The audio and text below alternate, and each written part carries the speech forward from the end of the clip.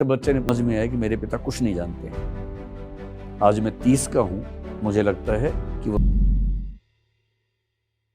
नमस्कार देवकीर्ति जी, मेरा नाम दर्पण है। मैं 42 साल का हूँ। मैं इसलिए 42 साल का अपनी उम्र बता रहा हूँ क्योंकि मैं एक यूपीएससी एस्पिरेंट नहीं हूँ। तो अभी रिसेंटली मैंने आपकी एक फिलॉसफी की वीडियो देखी थी, शायद वो पहला क्लास था। उसमें आप सुकरात को कोट करते हुए कहते हैं कि बहुत कम लोग हैं जो ये जानते हैं कि वो बहुत कम जानते हैं, और मैं उनमें से एक हूँ। हालांकि आपने अपने बारे में वो बात नहीं कही थी। और उसी में चूंकि मुझे वही रिसेंट वीडियो याद आ रहा है, उसी में आपने बाद में कहीं पे ये भी बोला था कि फिलॉसफी को लेके मेरे जो भ्रम थे कि फिलॉसफी को पढ़ के मेरे ज्ञान चक्षु खुल जाएंगे, वो पढ़ने के बाद वो भ्रम तो चले गए, लेकिन मेरे को एक इनलाइटेंड इग्नोरेंस, जो इग्नोरेंस थी वो इनलाइटेंड इग्नोरेंस में परिवर्तित हो गई। तो इसके साथ ये दोनों को अगर मैं सिरे इन दोनों कोट्स के सिरे एक और आपके कोट से जोड़ूं, जो आपने पास्ट में किसी इंटरव्यू में बोला था कि मैं खुद को सीरियसली नहीं लेता, तो मैं ये जानना चाहूंगा कि ये जो 3 कोट हैं और खासतौर पे आप अपने आप को खुद को सीरियसली नहीं लेते हैं, ये किस तरह डेवलप हुआ, इसकी क्या प्रक्रिया रही? शुक्रिया। देखिए दर्पण, पहली बात तो ये कि आप 42 साल के हैं और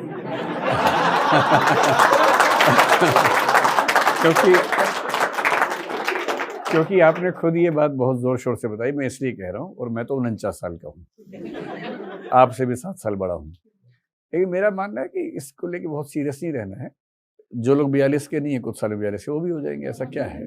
उम्र तो एक पड़ाव है, रहता है। और 42 के हैं तो यूपीएससी आप नहीं दे सकते, पर भारत के राष्ट्रपति बन सकते हैं आप। तो ये सोच के खुश हो जाइए कि आपके पास तो राष्ट्रपति बनने का चांस भी है। दूसरी बात आपने ये कही कि फिलॉसफी के आपने कुछ वीडियोस देखे और सुकरात कहते हैं कि बहुत कम लोग जानते हैं कि वो बहुत कम जानते हैं। एकदम सही बात है। दर्शन पढ़ने से पहले मुझे लगता था कि सारे प्रश्नों के उत्तर मिलेंगे, और जो मिला वो ये कि किसी प्रश्न का उत्तर मिल ही नहीं सकता। किसी को भी नहीं मिल सकता, तो मुझे भी नहीं मिल सकता। तो मैं मानता हूं कि इग्नोरेंस पहले भी थी, आज भी है, लेकिन अब एनलाइटेंड है।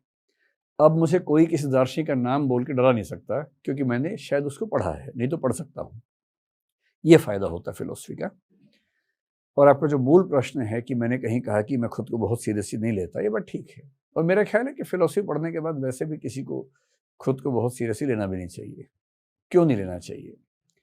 क्योंकि आपने पढ़ाई कर ली है। पढ़ाई करने से पहले हम एक खास माइंडसेट में होते हैं, इसको ईगोसेंट्रिक अप्रोच कहते हैं लाइफ को लेकर। ये छोटे बच्चों पे शोभा देती है। 3 साल, 4 साल, 5 साल के बच्चे मनोविज्ञान की भाषा में बोलते हैं कि वो ईगोसेंट्रिक स्टेट ऑफ माइंड में है। इसका एक बड़ा सिंपल एग्जाम्पल आपको देकर समझाता हूँ। जब मैं 4वीं-5वीं क्लास में था, एक बार हमारे पड़ोस के घर के अंकल ने अपने घर से मुझे, दीवारें छोटी होती थी उस जमाने में छोटे शहर में, मुझे बोले कि बेटा कल का पेपर दे सकते हो। मैंने कहा हाँ अंकल, मुझे बड़ी खुशी हुई। तो कल मेरा जो पेपर हुआ था क्लास में, मैं क्वेश्चन पेपर लेके उनको दे आया। तो उन्होंने बताया कि बेटे मैं न्यूज़पेपर मांग रहा था। अब मुझे समझ में आता है कि ऐसा क्यों हुआ। क्योंकि छोटा बच्चा दुनिया के सेंटर में खुद को रखता है। ईगोसेंट्रिक होने का यही मतलब है कि दुनिया के केंद्र में मैं हूं। ये मुझसे कल का पेपर मांग रहे हैं, यानी इनको पता है कल मेरा टेस्ट हुआ है। पता होना ही चाहिए। ये भी नहीं पता तो फिर क्या जानते हैं। और मेरा क्वेश्चन पेपर मांगना चाह रहे हैं, यानी जीके बढ़ाना चाह रहे हैं अपनी, बढ़ानी चाहिए।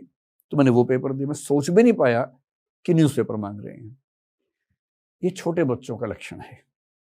और दुनिया के अधिकांश मनुष्य उम्र से बड़े होते हैं, पर छोटे ही बच्चे रह जाते हैं। सिगमंड फ्रॉइड ने एक बड़ी गहरी बात कही थी कि जब बच्चा पैदा होता है, वो देखता है कि घर में उसका पिता बहुत ताकतवर है। ये क्रिश्चियनिटी के बारे में कह रहे हैं वो बेसिकली। जब भी बच्चे के मन में कोई सवाल आता है, वो पूछता है अपने घर में किसी से, किसी को नहीं पता तो सब लोग घर के मुखिया को देखते हैं कि वो जवाब देगा। और वो आमतौर पर जवाब दे भी देता है, बेशक झूठे जवाब दे, पर दे देता है। जैसे बच्चे ने पूछा कि खरबूजे के अंदर चीनी किसने डाली, मीठा कैसे हो गया। अब बाप को नहीं पता बायोलॉजिकल प्रोसेस कैसे कैसे होता है कोशिकाओं में, तो उसने कहा जब तुम सो रहे थे भगवान जी आए थे, चीनी डाल के गए थे। वाहियात उत्तर है, पर उस बच्चे को ये भरोसा हो जाता है कि इसको ये भी पता है। जब मैं सो रहा था ये जाग के देख रहा था कि भगवान जी चीनी डाल रहे हैं। तो बच्चे को धीरे धीरे लगता है कि भाई मेरा बाप जो है ना बड़ी गजब की चीज है, इसको हर सवाल का जवाब पता है, और ताकत तो ऐसी कोई चू नहीं बोल पाता इसके सामने। घर में खूब डिबेट होगी, अंत में ये जो वाक्य बोल देगा फाइनल हो जाएगा।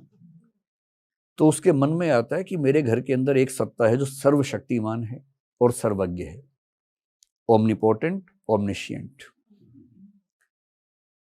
फिर आगे चलकर उसको समझ में आने लगता है कि ये दुनिया रैंडम है और इस बात की गारंटी नहीं है कि भगवान ने बनाई हो। उसको आगे चलकर ये भी समझ में आने लगता है कि मेरे पिता सर्वज्ञ नहीं है, सर्वशक्तिमान नहीं है, हर घर में वैसे वैसे सर्वज्ञ घूम रहे हैं, तो मेरे पिता सर्वज्ञ नहीं है।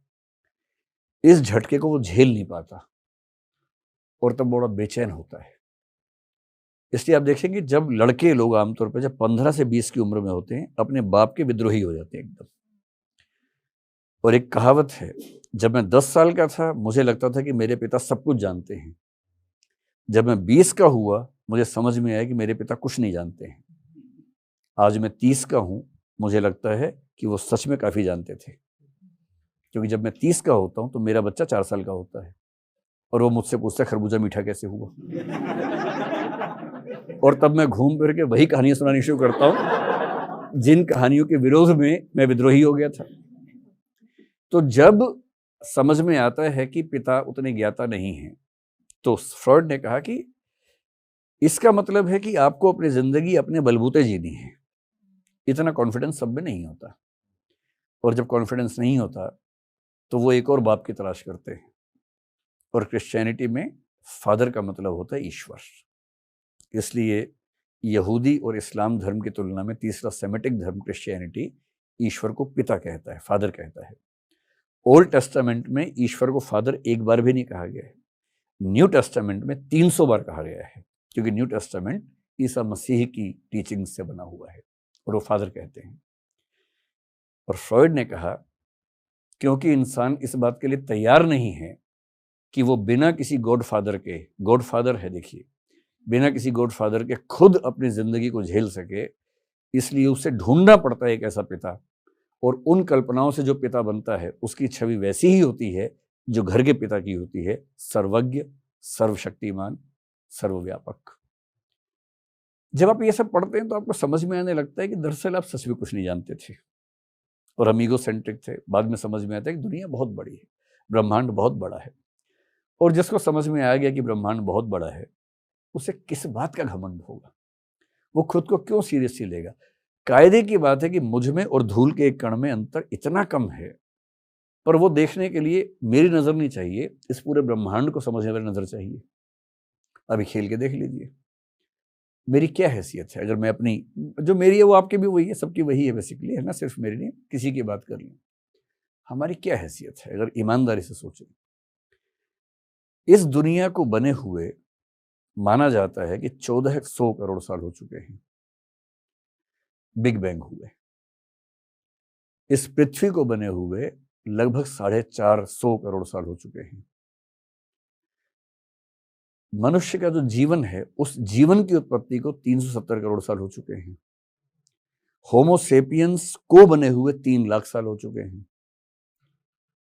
आज की दुनिया में 800 करोड़ होमोसेपियंस घूम रहे हैं दुनिया में, उनमें से एक मैं हूं। 1 ट्रिलियन स्पीशीज हैं इस दुनिया में, केवल पृथ्वी की बात कर रहा हूं मैं। अभी तो क्वांटम फिजिक्स कह रही है कि मेटावर्सेस, ये मेटावर्स तो इनका है, मल्टीपल वर्सेस हो सकते हैं, मल्टीवर्स हो सकते हैं। जिस यूनिवर्स को हम लेके बहुत खुश रहते हैं, ऐसे ऐसे कितने यूनिवर्स हैं पता नहीं। एक यूनिवर्स में कितनी गैलेक्सीज हैं पता नहीं, एक गैलेक्सी में कितने स्टार हैं पता नहीं, उसमें से एक गैलेक्सी मिल्की वे के एक स्टार, सूर्य के 9 ग्रहों में से एक ग्रह, पृथ्वी के 200 देशों में से एक देश की 1 ट्रिलियन स्पीशीज में से होमोसेपियंस के 140 करोड़ में से एक मैं हूं। मैं खुद को कितना सीरियसली लूं,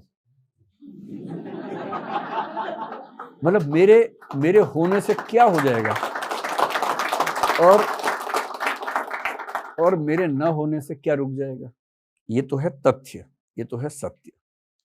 सत्य थोड़ा कड़वा होता है, झेलना मुश्किल होता है, फिलॉसफी पढ़ने का मज़ा ये है कि आपको सत्य झेलने के लिए तैयार कर देती है, और मैं अपने इस सत्य से सहज हो गया हूँ। मैं बड़े रेफरेंसेस देता हूँ फिलोसफर से, क्योंकि मैंने उनको पढ़ के ही सीखा है। कभी मौका मिले तो एक जर्मन फिलोसफर थे 19th सेंचुरी में, किरकेगार्ड नाम था, सोरेन किरकेगार्ड। बड़े गहरे चिंतक थे, हीगल के समकालीन थे, हीगल के विरोधी थे।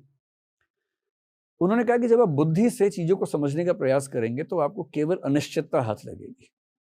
जैसे ईश्वर है या नहीं, आप कितना भी तर्क लगा लीजिए, कोई निश्चित उत्तर नहीं मिलने वाला, कितना भी दिमाग लगा लीजिए। ये अनिश्चितताएं आपको बेचैन कर देंगी, विह्वल कर देंगी, और लंबे समय तक बेचैन रहने के बाद आपको अपने अंदर से एक उत्तर मिल जाएगा, और वो उत्तर फैक्चुअली करेक्ट हो या ना हो, वो आपकी अंडरस्टैंडिंग के लिए, सुकून के लिए पर्याप्त उत्तर होगा। इस प्रोसेस में जब मुझे पहली बार पता लगा कि मेरी कोई हैसियत है नहीं, क्योंकि मैं भी जब 20-22 की उम्र में था, मुझे लगता था कि मतलब दुनिया के इतिहास में 2 ही चरण हैं, एक मुझसे पहले, एक मेरे बाद, मैं सेंटर में हूँ, ऐसा कॉन्फिडेंस रहता ही था, सच में रहता था। मैं कविताएं ऐसे लिखता था गंदी गंदी उस समय, जो मतलब इस भाव में थी, मेरा वर्तमान भविष्य में इतिहास बनेगा, ऐसा मैं लिखता था। मुझे लगता था कि मैं पता नहीं क्या चीज हूं। पढ़ने के बाद समझ में आया कि दरअसल मुझ में और मच्छर में खास अंतर नहीं है। ऑल आउट जलने से वो मर जाता है, यूनियन कार्बाइड में फैलाव हो जाए इसका तो मैं मर जाता हूं, इतना ही मामला है। तो क्या फर्क पड़ता है? इसलिए खुद को बहुत सीरियसली नहीं लेना है। सीरियसली का मतलब ये नहीं सोचना कि मैं बहुत बड़ी तोप हूं, बस ये समझना है कि मैं बहुत छोटा हूं, लेकिन छोटेपन में खुश रहना है। आपको तो क्योंकि कविताओं का शौक है, आपने अच्छे कवियों का नाम बोला, ये कविता आपको सुनाता हूँ। 1950s-60s में एक कंसेप्ट चला डीह्यूमनाइजेशन का, सार्थ से प्रभावित होकर लोगों को ये रियलाइज होने लगा कि हम बहुत छोटे हैं, हमारी कोई हैसियत नहीं है, लघु मानववाद कहते हैं इसको। तो उन्होंने कहा कि लघु हो तो भी तो बढ़िया जिंदगी जी सकते हो। उस समय कई लोग बहुत निराशा में लिख रहे थे। एक प्रभाकर माचवे तो क्या लिख गए, घूंट घूंट साइनाइड पीता हूं। और ऐसे सर्वेश्वर ने कुछ लिखा जिसका भाव यह कि मैं कुछ नहीं हूं और खुद को दिलासे देता हूं कि मैं बहुत बड़ी चीज हूं, तो घूंट घूंट साइनाइड पीता हूं, किसी घिसे सोल के फटे हुए जूते का टूटा हुआ फीता हूं। ऐसी कविताएं लोग लिखते थे उस समय, निराशा से भरी हुई। वाजपेयी ने बड़ी अच्छी बात कही, अरे भाई हम छोटे हैं तो क्या हुआ, उसमें भी तो खुश रह सकते हैं। और तब उन्होंने लिखा, हम छोटे लोग चाहे अनदेखे अनचिन्हे बीत जाएं, कोई तो देखेगा हमारी मुट्ठियों में गुलमोहर के फूल थे, कोई तो चिन्हेगा हमारे होठों पर कविताएं थी। इसी में खुश है। हाय सर, मेरा नाम कुंदन है। कुंदन जी जी। मेरा सवाल ये, मैंने एक्चुअली आपका एक इंटरव्यू देखा था, उसमें आपने कहा कि आपकी सफलता के पीछे तुक्के हैं। तो वो ऐसे कौन से तुक्के हैं जिनको आप कहते हैं कि जिसकी वजह से आप सफल हुए, या ऐसा कहने के पीछे क्या विचार था आपका? जब मुझसे कोई पूछता है कि आपकी विचारधारा क्या है, मैं बोलता हूँ मैं तुक्कावादी हूँ। तुक्काइज्म मेरी विचारधारा है। ये बात मेरे बारे में नहीं, आपके बारे में भी है। हम सब जिंदगी में जितने सफल हैं, आपको अजीब सा लगेगा, लेकिन हमारी सफलताओं, हमारी विफलताओं में हमारी भागीदारी 0% है। मैं 5 भी नहीं कह रहा हूं, मैं 1 भी नहीं कह रहा हूं, मैं 0 कह रहा हूं। और ये बात समझ में तब आती है जब आप बहुत बारीकी से जिंदगी को समझते हैं। नहीं तो हवा में पंप भर के उड़ते रहिए, हवा में क्या दिक्कत है। गुब्बारे को अच्छा लगता है उड़ना, जबकि उसको नहीं पता कि खाली हीलियम की वजह से उड़ रहा है, उसमें उसकी कोई भूमिका नहीं है। तो गुब्बारा बन के हवा में उड़ना सामान्य बात है, लेकिन एक बार ईमानदारी से टटोल लेना कि मेरी सफलताओं में मेरी कितनी भूमिका है, वो ज्यादा गहरी बात है। तो एक बार खेल लेते हैं। मनोविज्ञान में एक सिद्धांत जिस पे मेरी सहमति भी है, वो कहता है कि व्यक्ति का पूरा व्यक्तित्व 2 चीजों से मिलकर बनता है, एक जेनेटिक्स और एक एनवायरनमेंट। जैसे मेरा IQ ठीक ठाक है, मैंने कभी नापा नहीं है, पर मेरा ख्याल है कि 120-30 कम से कम होगा। इससे मेरी भूमिका बिल्कुल नहीं है। मेरी हाइट ठीक है, इससे मेरी कोई भूमिका नहीं है। मेरी आंख खराब है, इससे मेरी कोई भूमिका नहीं है। मैं दिखने में बहुत कुरूप नहीं हूं, इससे मेरी कोई भूमिका नहीं है। आप लंबे हैं, सुंदर हैं, चौड़े हैं, मोटे हैं, मतलब मोटे भी हो सकता है, खा खा के मोटे हो गए हों, लेकिन बेसिकली आपका जो व्यक्तित्व है जेनेटिकली, उसमें आपकी कोई भूमिका नहीं है। इससे यदि किसी को लंबा होने का घमंड है तो उस मूर्ख को पता नहीं है कि उसमें उसकी कोई भूमिका नहीं है। किसी को छोटा होने का गम है तो उसमें उसकी क्या भूमिका है? कोई भूमिका नहीं है, तुक्का लग गया। आप ऐसे पेरेंट्स के घर पैदा हुए जिनके जीन्स की हिस्ट्री में छोटापन था तो आप छोटे हो गए, किसी के जीन्स में गोरापन था आप गोरे हो गए, इसलिए आप विज्ञापन में जा रहे हैं ये बताने के लिए कि मैंने कौन सी क्रीम लगाई थी। तो लगाई नहीं क्रीम आपने कोई क्रीम नहीं लगाई, क्रीम लगा के आज तक कोई गोरा हुआ भी नहीं है। अगर आप सांवले पेरेंट्स से घर हुए, भूमध्य रेखा के आसपास पैदा हुए तो आप सांवले हो गए। इसमें आपकी क्या अच्छाई है, गलती है? सामान्य सी बात है। आपका आईक्यू आपके बस में नहीं है। अगर आपका मतलब आप पूरी ताकत से आईक्यू में थोड़ी बहुत फेरबदल कर सकते हैं, रेंज डिसाइडेड है, उस रेंज के बियॉन्ड आप जा ही नहीं सकते। मैं अमेरिका का राष्ट्रपति नहीं बन सकता क्योंकि वहां संविधान में लिखा है कि जो वहां जन्म से नागरिक होगा वही बन सकता है। मैं कैसे जन्म लूं वहां जाके? दूसरा तुक्का क्या है? एनवायरमेंट।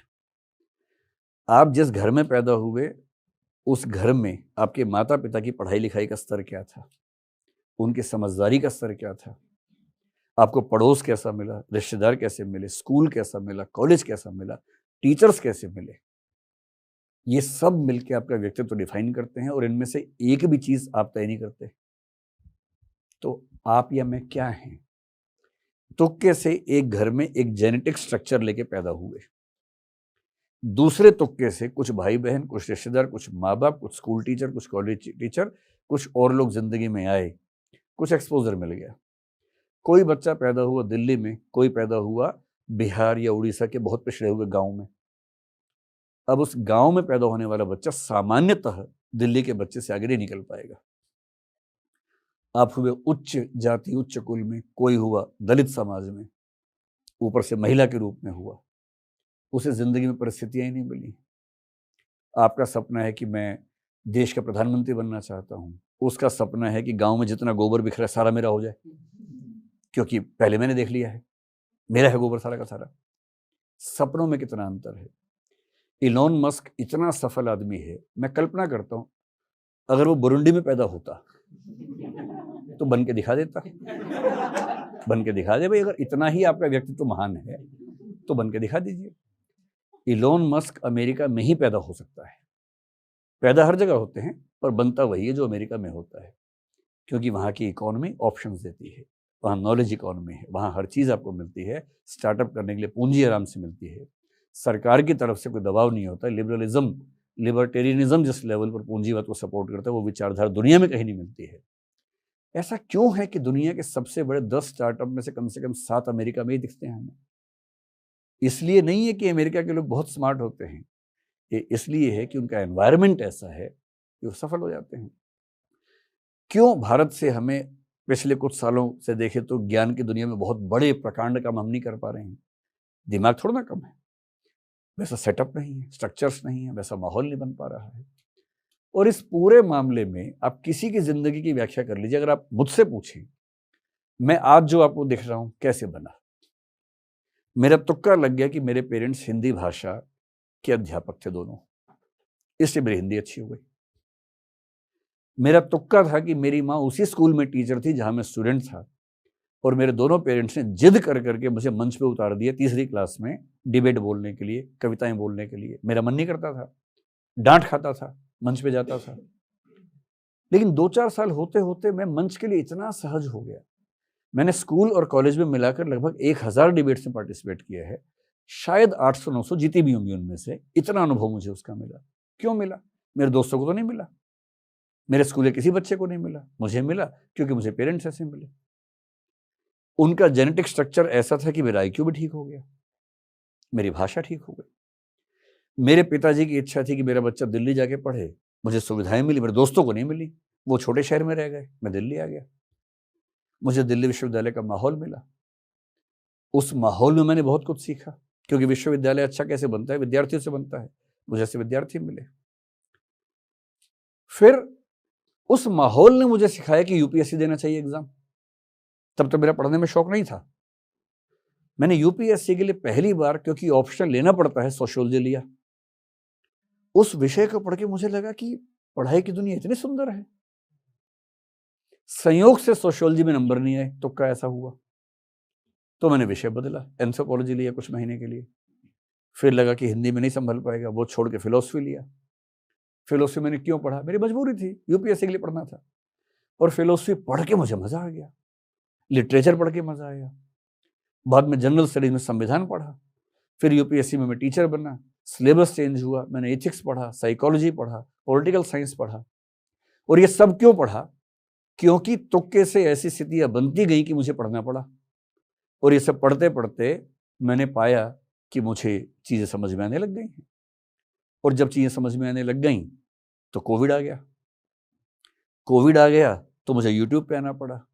यूट्यूब पे आया तो लाखों करोड़ों लोग उसको देखने लग गए, जो मुझे उम्मीद नहीं थी। देखने लग गए तो पहचानने लग गए। उन्होंने पहचाना तो अपने यहाँ बुला लिया। तो मेरा यहाँ होना भी तुक्का ही है।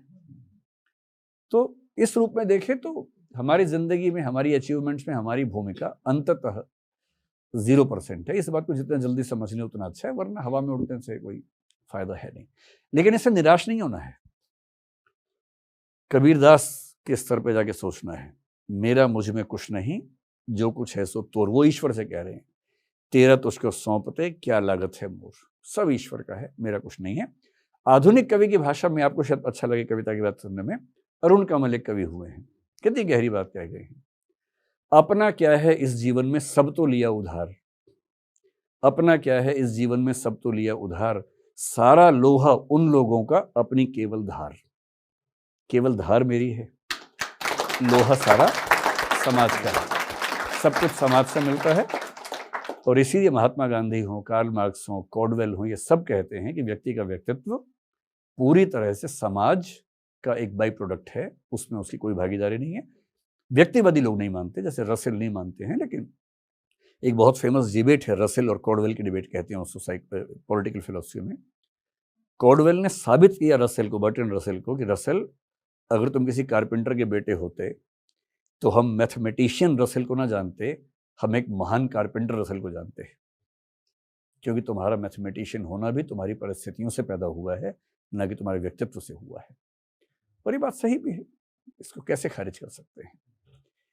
इसलिए निराश हो, विफल हो तो ज़्यादा परेशान मत होइए, इसमें आपकी भूमिका बहुत कम है। सफल हैं तो ज़्यादा उछलिए मत, दूसरों को नीचा मत दिखाइए कम से कम, क्योंकि जिसको आप नीचा दिखा रहे हैं उसकी परिस्थितियाँ आपसे खराब थी, इतनी सी बात है। शादी ब्याह में जब कोई वेटर मिले उससे गंदे से बात मत कीजिए, क्योंकि चांस की बात है कि आप यहाँ हैं वो वहाँ है, हो सकता था कि आप वहाँ होते वो यहाँ होता, सिर्फ चांस की बात है। इसी को फिलोसफी में नियतिवाद कह देते हैं, डिटर्मिनिज्म कहते हैं। मैं उसके समर्थन में बात नहीं कर रहा हूँ, लेकिन मैं सिर्फ इतना कह रहा हूँ कि घमंड से बचना चाहिए। कोई वजह नहीं है कि हम घमंड करें या कर सके। जी नमस्ते सर, मेरा नाम शिवांगी है। पर अपने सवाल पर सीधा जाने के पहले मेरी कुछ व्यक्तिगत भावनाएं हैं जो हम यहाँ पर व्यक्त करना चाहते हैं। पहली बात तो जोश टॉक्स के उस आइकॉनिक मंच पर आपको देखकर एक बॉलीवुड का गाना याद आ रहा है कि आप आ गए हैं, नूर आ गया है। क्या बात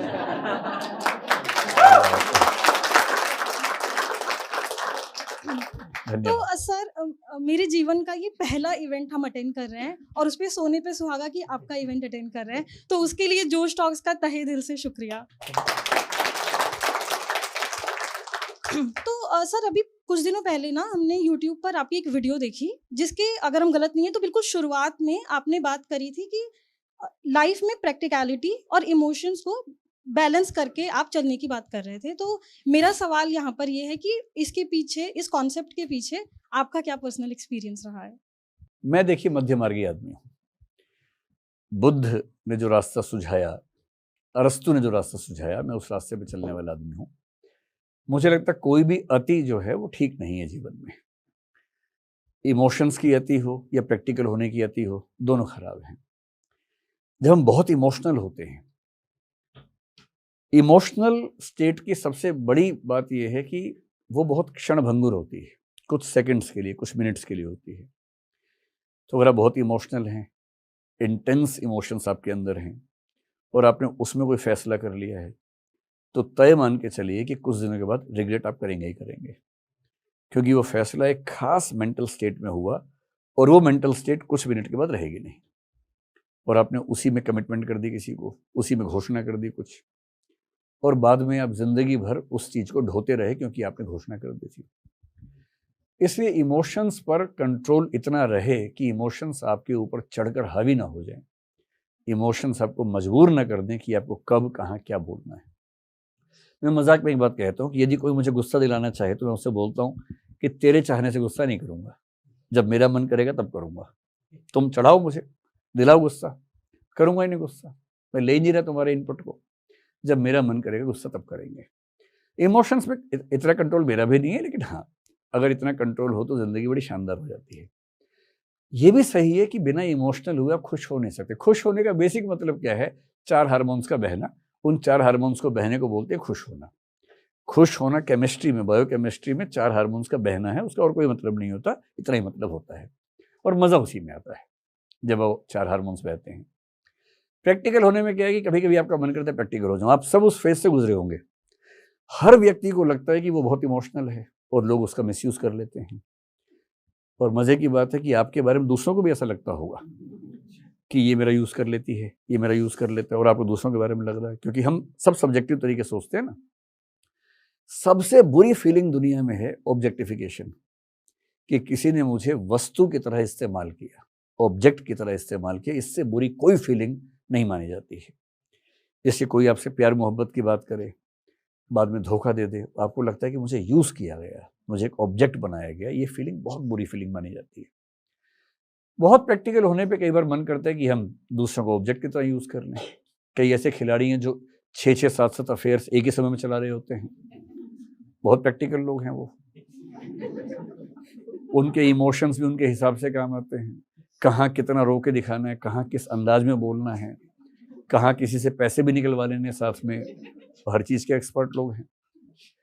ऐसे लोगों को तात्कालिक लाभ मिल जाते हैं, लेकिन मेरा ख्याल है कि एक समय के बाद कोई उन पर भरोसा नहीं करता है।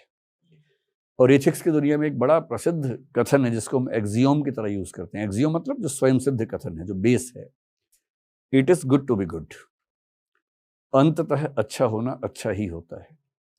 आप अच्छे रहेंगे, नुकसान झेलेंगे कहीं कहीं, लेकिन आपकी गुडविल होगी, साख होगी, लोग भरोसा करेंगे, और भरोसा करेंगे तो जीवन आपका अपने आप अच्छा हो जाएगा। इसलिए मैं बार बार ये बात कहता हूँ कि बहुत प्रैक्टिकल होके दूसरों का खून चूस लेना, बहुत इमोशनल होके कुछ पैरासाइट्स को पाल लेना अपने साथ में, खून चुसवाते रहना, दोनों खराब बातें हैं। इतना इमोशनल नहीं होना है कि कोई गधा बना दे, इतना प्रैक्टिकल नहीं होना है कि आप दूसरों को ऑब्जेक्टिफाई करें। इंसान बनिए, इंसान रहने दीजिए दूसरों को। आपके लिए बताओ, हीगल का वाक्य है, be a man and respect others like human beings. तो खुद भी इंसान की तरह रहो, बाकियों को भी इंसान की तरह ट्रीट करो, इससे अच्छा क्या हो सकता है। तो इसीलिए बैलेंस की ज़रूरत है दुनिया में। प्रणाम सर। जैसे आपने प्रैक्टिकलिटी की बात करी और बैलेंस की बात करी, तो हमारी जनरेशन में जनरली ये होता है कि हम पेरेंट्स के साथ सिचुएशन क्या होती है कि वो एक एज पे आ जाते हैं, वो एक तो वर्कहोलिक होते हैं, तो वो फ्री बैठना नहीं चाहते हैं, बट देन उनके हिसाब से शादी कर दी बच्चों की, ये हो गया, सब मेरा काम हो गया, मैं फ्री हूँ। जब मैं उनसे बोलती हूँ कि मेरे हिसाब से आपको लाइफ में और कुछ एक्सपीरियंस करना चाहिए जो अभी तक आपने नहीं किया है, हमारे पालन पोषण में आपने अपना टाइम स्पेंड किया है, मुझसे पूछते हैं क्या करें, तुम्हारी तरह बैग उठा के घूमने चले जाएं। तो आपके हिसाब से क्या सोल्यूशन होगा कि मैं एज अ डॉटर या कोई भी बच्चा मेरी एज का उनको ये सजेस्ट कर सके कि वो अपनी ज़िंदगी को ये ना सोचें कि बस मैं 60 साल का हो गया तो हो गया। मतलब हम लोग जिस समाज में हैं अभी एक ट्रांजिशन के फेज़ में हैं, स्पेशली जो मिडिल क्लास में पेरेंट्स अभी हैं, ये लगभग आखिरी पीढ़ी है जिसको अपने सुखों की बहुत चिंता नहीं है, अपने बच्चों के सुखों के लिए सेक्रीफाइस कर चुके हैं। क्योंकि आप में से अधिकांश के पेरेंट्स वो हैं जिन्होंने बहुत स्ट्रगल करके आपको पढ़ाया है, बहुत पैसा बचा नहीं पाए हैं, और अगर थोड़ा बचा भी लिए तो खर्च करने का साहस उनके अंदर नहीं है। पैसा होता कई लोगों के पास, खर्च करने का साहस नहीं होता। अपने ऊपर खर्च करने का तो और साहस नहीं होता, उनको आत्मग्लानि होती है, गिल्ट फीलिंग होती है कि मैंने अपने ऊपर खर्च कर लिया, जबकि बच्चों के काम आने चाहिए पैसे।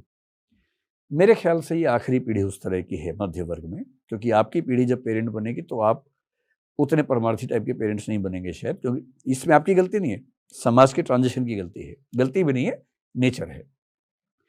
इंडिविजुअलिज्म हमारे समाज में पहली बार ठीक से उभरना शुरू हुआ है मध्य वर्ग में। आज की जो नई पीढ़ी है, आप लोग हैं, आप लोग बुरे नहीं हैं, आप लोग इस नए समाज के प्रतिनिधि लोग हैं। आपको अपनी ज़िंदगी बिना कंप्रोमाइज़ के जीने की हैबिट काफ़ी हद तक है, पेरेंट्स की तुलना में ज़्यादा है। वो ड्रेसिंग सेंस से लेकर ज़िंदगी के फैसलों में हर जगह दिखती है। लड़कियों का अपने घर में आज़ादी मांगना अपने भाई के बराबर इसमें भी दिखता है। ये कहना कि मैं शादी नहीं करूँगी या नहीं करूँगा, और काफ़ी दूर तक इस बात को निभा पाना, ये कहते तो हर पीढ़ी है, लेकिन पिछली पीढ़ी बोलती थी 12 साल में कि शादी नहीं करेंगे, 18 में शादी हो जाती थी।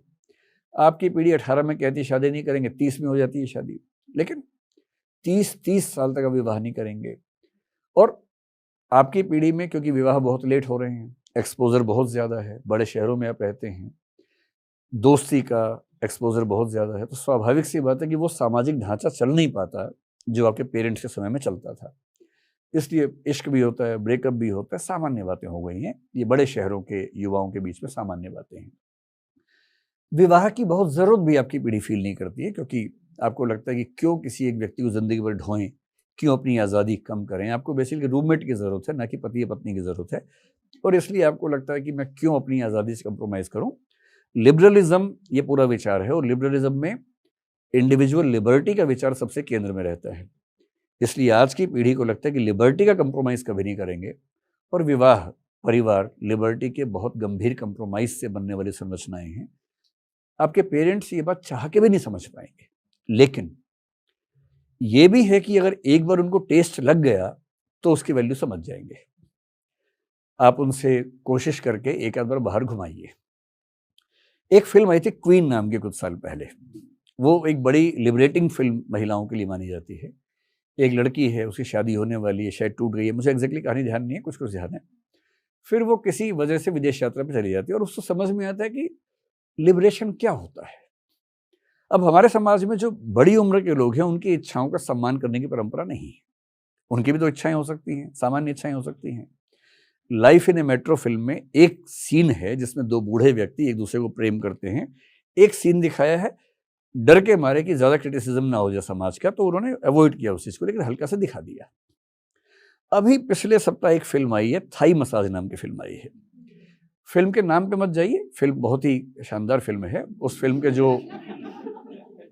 के जो हीरो हैं मेरे बड़े अच्छे दोस्त हैं, उन्होंने मुझे खुद फ़ोन करके कहा कि ये फिल्म आप देखिए, बताइए कैसी है। मैं भी उनको बता नहीं पाया हूँ, आज बताऊंगा। मैंने कल ही वो फिल्म देखी। फिल्म में जो है वो सो है, वो तो आप देखेंगे, लेकिन एक जो मूल बात है वो ये है कि बड़ी उम्र का व्यक्ति जिसकी पत्नी की मृत्यु हो चुकी है, उसकी पत्नी 22 साल तक एक बीमार अवस्था में रही, उसको लकवा मार गया था, पैरालिसिस हो गया था। उस व्यक्ति की उम्र 60-70 के आसपास हो गई है। उस व्यक्ति के जीवन में सब कुछ है, प्रेम है ही नहीं। 23 साल से उसको प्रेम हासिल नहीं हुआ है, और उसके दोस्त सारे उस मुद्रा में आ चुके हैं कि चलो अब जागरण करेंगे, रात को ढोल बजाएंगे, और चलो बुलावा आया है उस पर कर लेते हैं। बुलावा आने ही वाला उनको लग रहा है, और ये कह रहे हैं कि नहीं, मैं सामान्य जीवन जीने की इच्छा रखता हूं, तो उसमें क्या बुरी बात है। एक वृद्ध व्यक्ति अपना सामान्य जीवन जीने की इच्छा रखते हुए कैसे एक बहुत लंबी स्ट्रगल करता है, कुछ लोगों के सहयोग से एक जगह जाता है, वहां उसे ऐसा प्रेम उपलब्ध होता है जिसमें इमोशंस नहीं है, और वो खुद को सहज महसूस नहीं करता, मना कर देता है, और बाद में उसको इमोशंस के साथ एक प्रेम का प्रसंग नसीब हुआ। और पूरी फिल्म का मूल विषय ये है कि क्या इस व्यक्ति को गिल्ट फीलिंग होनी चाहिए, या हमारे समाज को इन व्यक्तियों के लिए इतना सहज होना चाहिए कि उनकी इच्छाएं भी पवित्र और जायज़ हो सकती हैं। क्या होता है कि बड़े बूढ़ों की इच्छाओं का सम्मान करने की परंपरा है नहीं हमारे समाज में, और ये तभी होती है जब समाज समृद्ध होने लगता है। अब हमारा समाज समृद्ध होने लगा है, अगली पीढ़ियों में जब आप लोग बड़े बूढ़े होंगे तो आप लोग लड़ जाएंगे इस बात पे। आपके पेरेंट्स लड़ नहीं पाएंगे, उनके लिए आपको लड़ना पड़ेगा। वो भारत से बाहर घूमने नहीं जाएंगे, खर्चा हो जाता है। आप उनको पहली बार ज़बरदस्ती घुमाइए। जैसे ही आप बोलेंगे पैसे मैं दूंगी, वो कहेंगे क्यों, तेरे पैसे क्यों खर्च करें, बेटी के घर का पानी नहीं पीते हम तो पैसे की बात कर रही है। तो उनको झूठ बोलिए, उनको बोलिए कि मेरी कंपनी ने कहा है कि आप पेरेंट्स को कंपनी के खर्चे पर भेज सकती हैं। फिर तैयार हो जाएंगे, तुरंत तैयार हो जाएंगे। उसके बाद फिर वो एक सेकंड में तैयार हो जाएंगे। और एक बार उनको थोड़ा यूरोप घुमा दीजिए या दुबई घुमा दीजिए, 3-4 दिन घूमेंगे तो उनको ये लगेगा कि दुनिया ऐसी भी है। और जब एक बार एहसास होगा, फिर वो 6 महीने बाद पूछे कि बेटा कंपनी का और कोई ऑफर नहीं आ रहा है। और कंपनी का तो पहले भी नहीं आया था। आप आज जो हैं उनकी वजह से हैं, तो जितना कमा रही है थोड़ा बचा बचा के घुमाइए उनको, क्योंकि जिस दिन वो चले जाएंगे ना उस दिन बड़ा दुख होगा कि उनके लिए काश मैं ये कर पाती। तो जो जो सोच सकती हैं अभी कर दीजिए, बाद में आप पैसा लेके बैठी रहेंगी, मौका नहीं मिलेगा। इससे जब तक मौका है पेरेंट्स को जितना सम्मान दे सकती हैं, सुख दे सकती हैं दीजिए, और उनको ज़्यादा धार्मिक होने से रोकिए, उनको व्यावहारिक बनाइए, दुनिया घुमाइए और एंजॉय करें। और यदि वो बहुत पुराने कपड़े पहनने लगे, जीन्स विन्स पहनाइए उनको और घुमाइए थोड़ा बाहर। ये उनको रियलाइज़ करवाइए कि जीवन खत्म नहीं हुआ है, 60 का होना जीवन खत्म। मैं अमेरिका आज तक एक बार गया से 10 साल पहले। मैं एक दृश्य आपको बताता हूँ, वो बड़ा इंटरेस्टिंग लगेगा। मैं जहाँ था ह्यूस्टन में, मेरे बड़े भैया रहते हैं, उनके घर पे था। तो वो बोले कि मैं तुझे थोड़ा घुमा के लाता हूँ। तो तय हुआ कि लुइसियाना हम जाएंगे, जो उसके पड़ोस में एक प्रांत है। तो मैंने कहा कैसे जाएंगे? तो बोले सुबह सुबह बस चलती है यहाँ से, उस बस में चलेंगे, वहाँ कैसीनो होते हैं, तो कैसीनो देख के आएंगे। मुझे कैसीनो का नाम सुना था, कैसा होता है पता नहीं था उस समय तक। तो मैंने ठीक है देखते हैं, कम से कम एक्सपीरियंस तो होगा। तो सुबह सुबह में एक बस में गए। वो बस चलती है ह्यूस्टन से, टेक्सास से, सीधे कैसीनो के लिए ही चलती है। चलेगी, कैसीनो पे रुकेगी, सुबह मान लीजिए 10 बजे छोड़ देगी, फिर रात को 8 बजे फिर वहाँ से चलेगी, सब वापस आ जाएंगे। उस बस को चलाने वाली एक महिला थी, अश्वेत महिला थी। कंडक्टर भी एक अश्वेत महिला थी। मैं तो इसी में गदगद हो गया कि यहाँ पर ऐसा भी होता है। हमारे यहाँ तो बस चलाने वालों से बात करते घबराहट होती है, तो वहाँ अलग मामला था, है ना।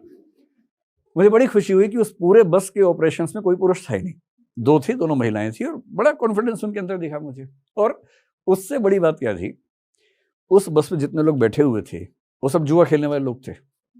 दर्शक तो मेरे जैसे एक आध लोग रहे होंगे, बाकी तो जो अभ्यस्त लोग थे। उस बस की औसत उम्र अगर निकालें, वो कम से कम 80 साल थी। सारे लोग 80, 82, 85 चल नहीं पा रहे हैं, लेकिन जुआ खेलने जा रहे हैं, क्योंकि वो अकेले हैं, बच्चे सेटल्ड हैं, अकेले रहते हैं। वो रोज वहां जाते हैं, दिन भर वहां खेलते हैं, आपस में छोटा छोटा खेलते हैं, थोड़ा हार गए थोड़ा जीत गए, मन खुश रहता है। शाम को सब लोग वहां पर बैठ के खाना वाना कर लेते हैं, पार्टी कर लेते हैं, वापस आते हैं, दिन बढ़िया गुजर जाता है। क्यों जरूरी है कि 60 के बाद आपको पूजा पाठ हवन ही करना है? जिंदगी जितनी दी है भगवान ने उतनी तो एंजॉय कर लो, वरना भगवान भी कहेंगे कि यार 100 दे के भेजा, 60 में वापस आ गया, बाकी 40 बेकार कर दिए, है ना। तो अपने पेरेंट्स को समझाइए, ये सब ले जाइए जबरदस्ती एक बार कंपनी का नाम बोल के, और धीरे धीरे वो ठीक हो जाएंगे। और सबको ये करना चाहिए, ये मौका फिर नहीं मिलेगा बाद में। सर मेरी 2 क्वेश्चन है और हम आज के लास्ट 2 क्वेश्चन क्वेश्चंस हैं? हाँ, जी, 2 जी। क्वेश्चंस हैं। तो पहला क्वेश्चन मेरा ये है कि ऐसा कोई पल या इंसिडेंट जिसको आप खुद का पर्सनल फेलियर मानते हो, और उस इंसिडेंट को या फेलियर को आपने ओवरकम कैसे किया, वो है पहला क्वेश्चन। एंड जो सेकंड ये है कि आपने बोला कि अभी आपका 16 साल का बेटा है, तो अब वो खरबूजे वाली उम्र तो चली गई, बट फिर भी वो क्वेश्चंस पूछ रहा होगा इंटरेस्टिंग उसकी लाइफ के बारे में। तो एक लेसन जो आप अपने बेटे को आज देना चाहेंगे? वो लेकिन लेना नहीं चाहेगा। मैं दे भी दूंगा तो।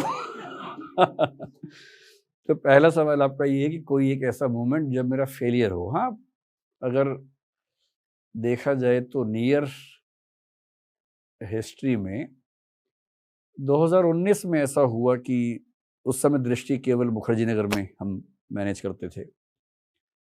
हम 6-7 टीचर्स की टीम थी मुझे मिला के, और हमारी टीम के 5 टीचर्स ने एक साथ दृष्टि छोड़ने का फैसला किया। क्यों किया मुझे आज तक नहीं पता, बहुत क्लियर बात हमारी हुई नहीं। 2-4 बार हुई तो बहुत क्लियर आंसर्स मिले नहीं। मेरा ख्याल है कि उनके मन में ये भी रहा हो कि हम अपना उद्यम करके देखें, जो कि सामान्य बात है, किसी का मन कर ही सकता है। मुझे लगता है कि अगर मैं थोड़ा सा और पहले सक्रिय होकर संवाद कायम करता तो शायद वो नौबत ना आती। हालांकि वो हुआ, एक बार हमें लगा कि हम क्राइसिस में हैं। फिर मैनेज, दुनिया में क्या मैनेज नहीं होता है। और इंटरेस्टिंग बात है कि उस समय यदि हम x थे तो आज हम 5x हैं, या 7x हैं, 8x हैं।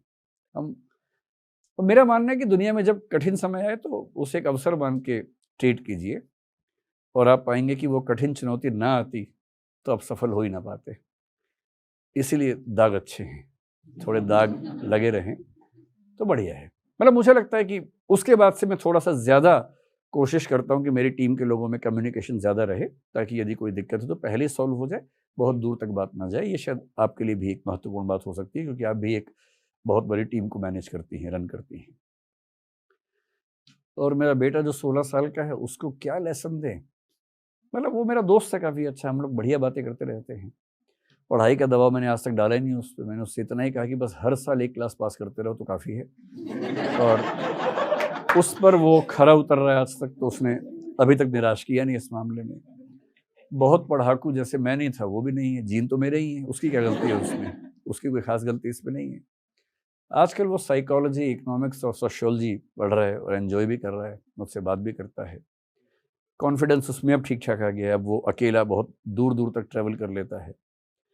मैं उससे एक बात कहता हूँ हर पेरेंट की तरह, भाई थोड़ा ज़्यादा पढ़ो, थोड़ा अच्छी किताबें पढ़ लो, थोड़ा कुछ स्विमिंग सीख लो, कोई स्पोर्ट में एक्टिव हो जाओ। वो स्पोर्ट सीखता है बार बार, जैसे अच्छे लेवल पे आता है छोड़ देता है।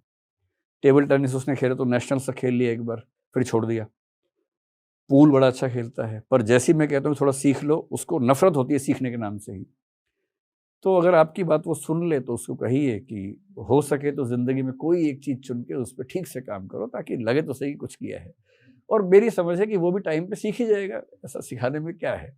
मुझे ग्रेजुएशन के बाद पहली बार समझ में आया कि पढ़ना चाहिए, वो तो 11वीं क्लास में है, तो वो भी समझ जाएगा। लेकिन फिर भी अगर आपकी बात सुने तो आप कह सकती हैं कि भाई थोड़ा सा कोई एक फील्ड सोचो, बेशक खेल ही सोचो, बेशक पतंग उड़ाना ही सोचो, पर ठीक से पतंग उड़ाओ, उसी में काम कर लो, लेकिन कुछ ऐसा जो इंटरेस्ट के हिसाब से बढ़िया हो। और मेरी तरफ से या उसकी मम्मी की तरफ से ऐसा कोई दबाव है ही नहीं कि आपको ज़िंदगी में क्या करना है। कुछ भी करो, एक समझदार इंसान बन जाओ। और एक बात मैं हमेशा कहता हूँ, फेलियर हो ज़िंदगी में कोई बात नहीं, किसी को चीट मत करना, धोखा मत देना।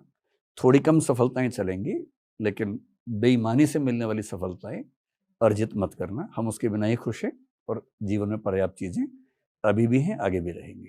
इस बात को जनरली मानता भी है। सर आपकी लाइफ का ना सबसे प्राउड मोमेंट कौन सा है, जिसमें आप सबसे ज़्यादा प्राउड फील करते हो? जो स्टॉक्स ने मुझे बुलाया, तो इसी को मान लीजिए कि प्राउड मोमेंट है।